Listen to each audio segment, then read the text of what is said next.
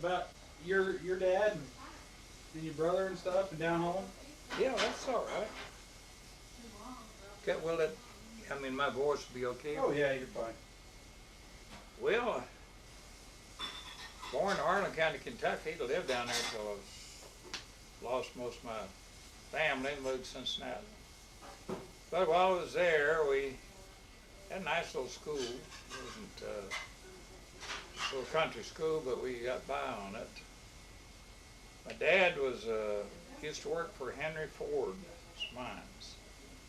He had coal mines, and of course all the coal out by horse or mute, and Dad took care of that, and he was a pretty good country veterinarian. He used to doctor them up when they got skinned up and get scared in the mines and tear something, or make sure they had the right shoes and everything.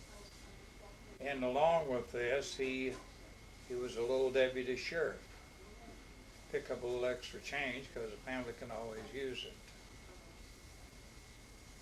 And he was asked one night to take a friend's son to jail that had robbed or broken in a little country store. Mm-hmm. So he told him, he said, you're on the porch with your sister and talk while he wanted to get some of his clothes. He said, I know I'm going to be in jail for a while. I get some clothes. So he let him get some stuff together, and when he came back out, my dad trusted the boy. He didn't search him. So they had about a good mile or better old rough country road to get to where they could catch a train to Harlan so they could put him in jail. And while he was in his sister's house to get clothes, he got a gun. And my dad didn't search him. He trusted the boy. So when they got almost down to where they could catch the train, he turned around and he shot my dad in the leg. Just crushed the thigh bone. And my dad fell and he couldn't raise himself up to see good. He shot at him while he was running, but he got away. They caught him later, put him in jail. So Dad just crippled the rest of his life. He couldn't do anything, a little dry land farm. And of course, wasn't nothing for women to do. So I had a sister lived in Cincinnati. And when I was smaller, I used to go up there during the summer and stay with them. And so I got used to the place up there, knew there were a lot of things. And so they thought I'd be better off with Dad and Mom gone if I went back up there to Cincinnati and stayed with my sister. So she basically raised me as good to me as any mother or anybody else could be. And from there... Was your mom passed away by then? No, my mother was killed on the highway by a vehicle. Okay. She'd been to Harlan.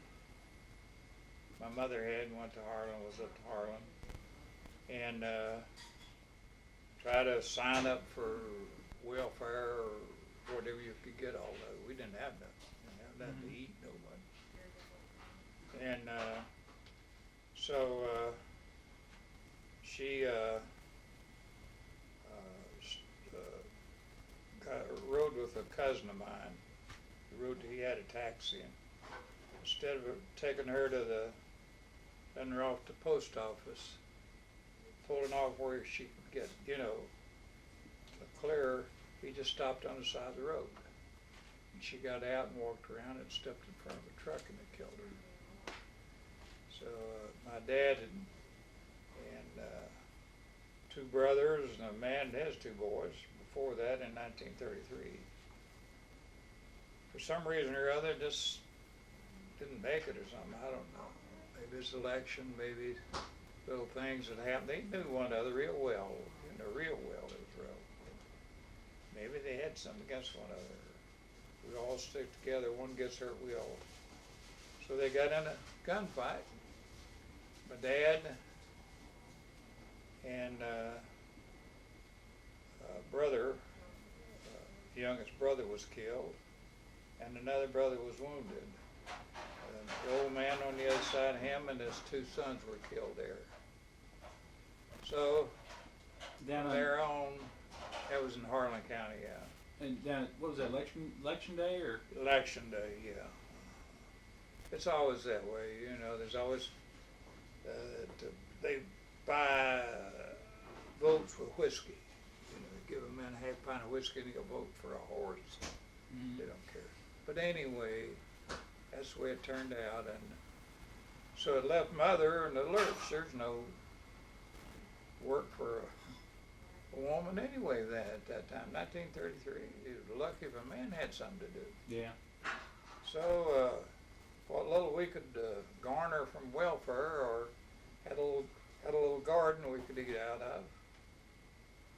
But she, the truck took some of them to Harlan one day, and to get commodities, we call it, as freebies. The government it was so bad then, the government was feeding the people.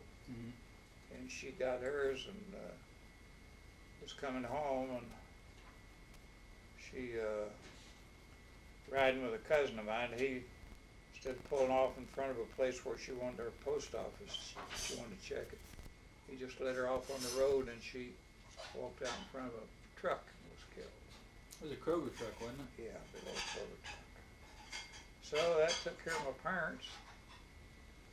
When I was smaller, I used to come to Cincinnati. I had a sister who lived out here. Came out here when she was real young. Her and two of her cousins established themselves here in Cincinnati, you know. Mm-hmm. Worked in the Hotel Gibson, laundry. And so she brought me out here. I used to come out in the summer and stay a little while with her and her husband. And so that's, I knew the place very well. So they decided between my brothers and the sisters that that'd be the best thing for me is come to Cincinnati. So I've lived out here basically since then. That's about it. I went into service, got shot up a little bit, come home, looked into a job at P&G, got them on their feet. Mm-hmm. Been with them about ever since. I don't know anything else. Anything you ever want to ask me? So, what happened? You signed up for the war, didn't you? Yeah. Well, I did. I signed up for the Army. I didn't want to go, but this buddy of mine and I, from the time I've ever, as long as I can remember, we're just like brothers. And You remember what his name was? Edgar Pillion, Pillion. And he ended up making one hell of a soldier, I'll tell you that right now. But anyway,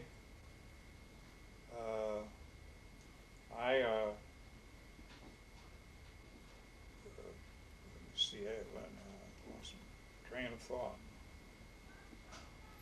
Anyway, I went into service, and they promised you a bunch of stuff, but because they was having a recruiting thing, they needed people, and that's up to your job. It's your rear end if you don't get some. So they promise you anything, whether they're going to deliver it or not. And they told me that I, if I went in with my buddies, I could stay with them. I wasn't used to being lied to. Mm-hmm. My folks were poor; they didn't have much, but they didn't lie to you. If they tell you you're going to get a whipping, you got one. Yeah. If they said you're going to get a nickel at the end of the day, you got it.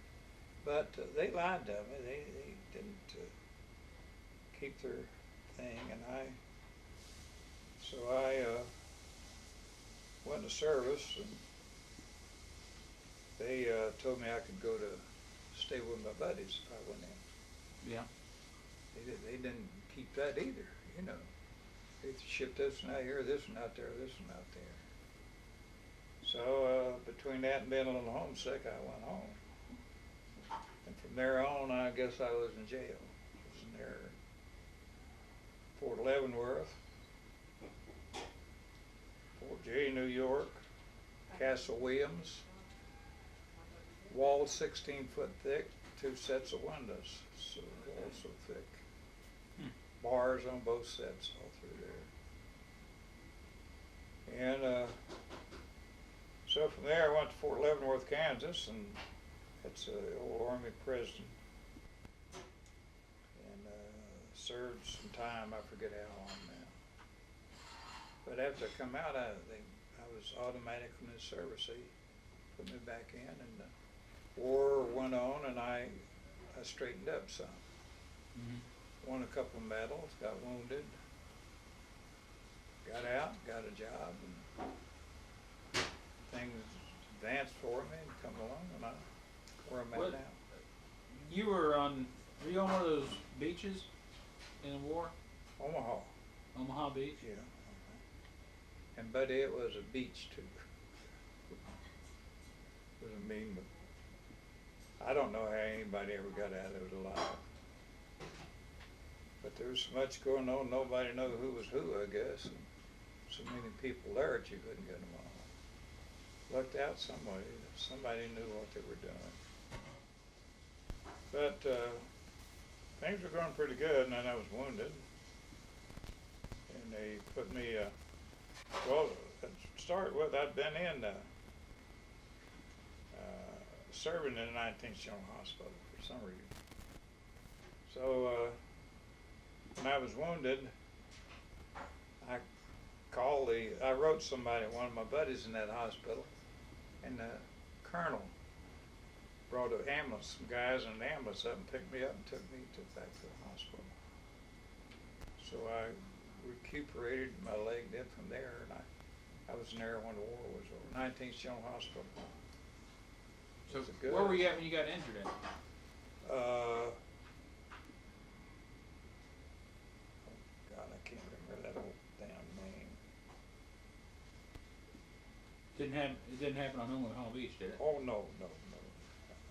So you made it through that okay then? Yeah, I got a few little cinders on me and stuff, you know. I brought a little blood, but no, what's the name? Mother? Yeah. You remember the town where I was wounded?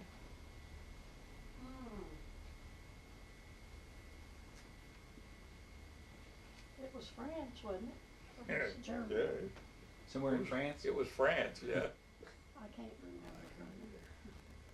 We mentioned it the other day, didn't we? You and I did. Were you guys just marching through somewhere or something, or were you guys in the middle of a fight? He was fighting. Oh, we was fighting, yeah. And then I was wounded, and they just brought me back. It was a mortar, wasn't it? Yeah. Yeah, man, then when things whistle and scare you to death, he might as well kill you, hit you, you're scared to death. Yeah. You ain't never heard anything so scary in your life as one of them screaming. God, they make a noise. Didn't you get off the ship there? Please? Didn't you get off the ship somewhere there In England. when it started, when The when you invasion. started fighting? Omaha Yeah. Beach. What was it like when you got off the ship? It's just one hell of a, it's just like all the women in Cincinnati going downtown for a sale at Lazarus. Can you imagine, you know? That's about what it like. Nobody knew where was this or where that is or what that is, you know. And it was all, you practice this stuff, you know. You practice your landings, you all this. But when it happens, it's not the same way, you know. Because when you're practicing, somebody ain't shooting at you or dropping anything, For real. you know. Yeah. But actually, I think in reality that they did do a pretty good job of managing, you know, doing well. They had to, I guess. We won the war. Yeah. But sometimes it seems like they were do funny things. Well, I'm sorry if I'm out. You're fine. But we made out all right. I was after.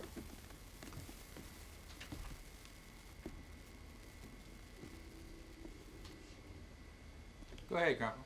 Yeah, I was in the 19th General Hospital when I went into the service. So when I got wounded, they came and they and put me in their hospital in 19th January, and kept me there. You know, when I got out, they just transferred me with the guys there. I was still in the hospital unit. You know, I was with the others. I was shit. Dang. Took her the whole truck. You know, I was a dish of trucks out, what they call. Mother, what was my job in the Army? What was, ain't that a stupid ass thing? What was his job when he was in the army? What? What was his job when he was in the army? Dispatcher. And ain't that a hell of a name to have to remember? Dispatcher, who would have ever heard of that damn name? I couldn't say. Yeah, I was a dispatcher. Buddy and I told them truck drivers where to go. And if I remember, a few of them told me where to go. They probably did. No, it don't seem like it ain't a bad job. But, see, you got so many vehicles, you got so many trucks. And when they call for a truck, you ain't gonna give them the biggest one you got, a 2.5 tonner to haul this. And you can't take that man off his truck. Yeah. So if you don't have anything much for this type of truck, and somebody gets left out, you have to try to figure something for him to do or change, or ask him to change around a little bit. Because it gets lonesome, and not lonesome, but boring. Yeah. To sit at a place waiting, you know. You can imagine if you're driving a taxi and had to sit and wait. Or, I'm sorry, Oh, you're fine, Grandpa. that how boring it is to have to wait around, you know, for something to happen. But we had the hospital was great, the 19th Shaw Hospital. I was in there. I went into service from the 19th, and then I sent word back when I was wounded that if anybody's up this way, stop in, you know. So about 3 days, they come up, the colonel and the whole group come up and got me and took me back to the hospital. And I stayed there until the war was over. I was dispatcher. I was in charge of all the trucks. You got married before the war, didn't you? No. No? So when did you get married?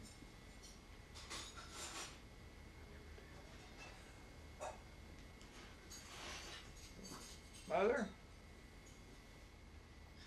Mom? Yeah. 39 we got married? Oh, no, 44. You got married the year the war was over. You come home in November, and we got married a month 1930. later. 39. I thought some of them kids were a little old. No. I don't know what to say. I can answer some of your things.